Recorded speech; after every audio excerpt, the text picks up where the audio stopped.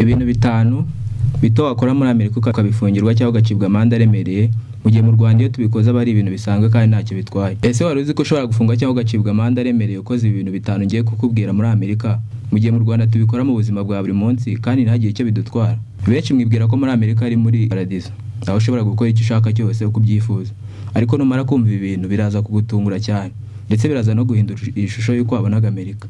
Ikintu cya mbere, muri leta ya Utah na Nevada birabujijwe kureka amazi y'imvura, ndetse iyo ufashwe uri kureka aya mazi ucibwa amande cyangwa ugafungwa.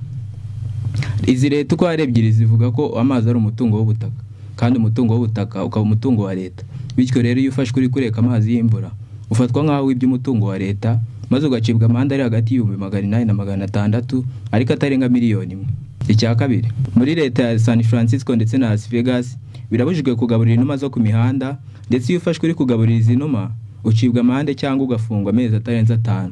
Izi leta zivuga yuko kugaburira inuma biteza umwanda mu muhanda, bityo iyo ufashwe uri kugaburira inuma zo ku mihanda, ibi ngibi babiguhanira bavuga ko wagerageje guteza umwanda mu mujyi wabo.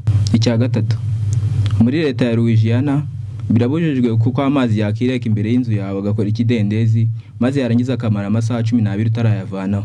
Ibi ngibi bivuga ko iyo waretse amazi agakora ikidendezi imbere y'inzu yawe, maze agashira amasaha 12 utarayakuraho, uba uri kubembekereza imibu, ndetse uri gushaka gukora ikintu cyatera indwara abaturage.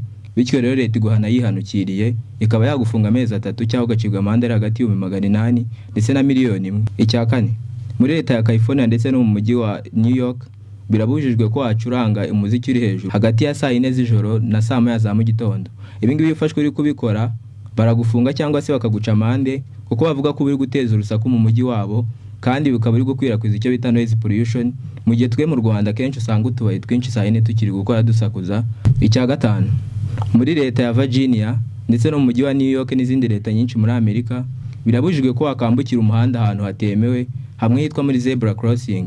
Iyo ufashwe uri kwambukira umuhanda ahantu hatari muri zebra crossing, bifatwa nk'aho ushaka guteza impanuka mu muhanda, ndetse bigafatwa nk'aho uri kuviyora amategeko y'umuhanda agenga izi leta tumaze kuvuga haruguru.